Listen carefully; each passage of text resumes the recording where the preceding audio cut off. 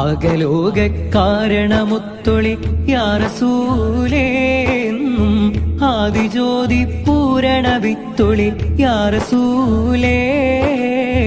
അകലോക കാരണമുത്തൊളി യാ റസൂലേ എന്നും ആദിജ്യോതി പൂരണ വിത്തൊളി യാ റസൂലേ.